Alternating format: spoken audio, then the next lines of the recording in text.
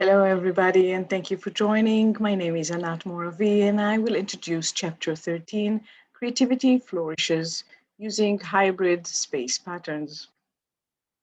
Just a small note that Chapter 13 is part of a copyright PhD dissertation. Current architectural education design solutions are challenged by recent multiple cultural and educational paradigms shifts and the emphasis on collaboration and participatory creativity. This chapter aims to present a new relationship between architecture, learning, and creativity by introducing hybrid patterns of architectural affordances supporting creativity. Today, changes are slowly moving from passive and controlling solutions in the traditional settings to a more active and transformative solutions. The COVID-19 pandemic has amplified our awareness of how we learn and teach, and expanded the meaning of the where. The definition of space becomes broader and more hybrid. Current research indicates that space design can support and empower the present changes, offering more active learning and student-centered approaches. We see two main qualities in new learning environments today: the development of informal spaces between the typical classrooms, and the idea of visibility of learning empowered by visual relations. This chapter, though, shed light on ways for those new architecture solutions to support the contemporary understanding about creativity.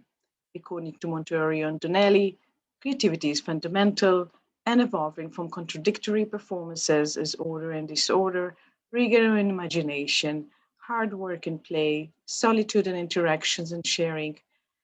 The critical tension between those contrasts suggests that creativity emerges on the edge of chaos, while related to navigation between people, knowledge, and ideas. Therefore, this research was aimed to explore how architectural affordances can support those ideas. Technique number one includes content analysis of 16 awarded and known learning-driven environments from kindergarten to corporate offices. Two major patterns of contradictory experiences were found among all examples: the formal, the blue, close defined with fixed solutions, and the informal, the turquoise, which was more open, visible, and movable with movable solutions. Post-occupancy evaluation was the second main technique, including surveys, interviews, and observations of an awarded innovation center at IIT Chicago, Illinois. Finding indicates that hybrid spatial affordances as privacy versus public, concrete versus abstract, and the culture of convergent versus the culture of divergent are important affordances supporting the creative process. Therefore, insight number one suggests options moving from private to more public affordances and providing more shades between those conditions and by different levels of visual and audio connections, supporting conditions between separating and connecting.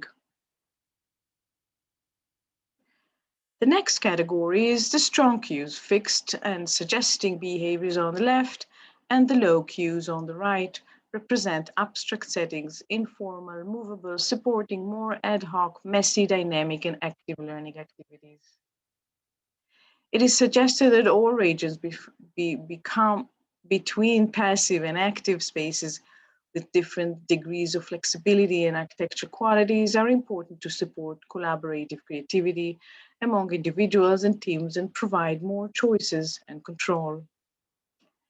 The third category represents hybrid cultures, and it is related to the convergent spaces performing as anchors versus divergent spaces that act as network system associated with current social and educational discussions.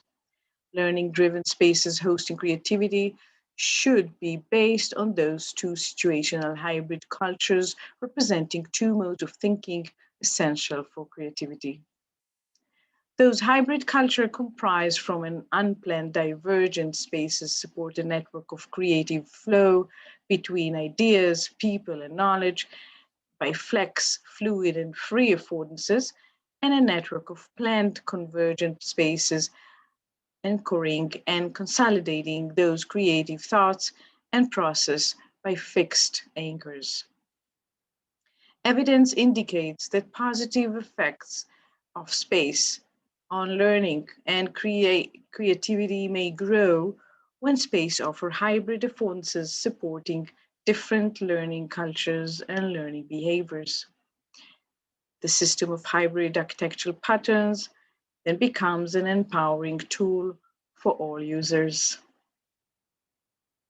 More in chapter 13, we would like to thank you on behalf of Lanny Scott Weber and myself.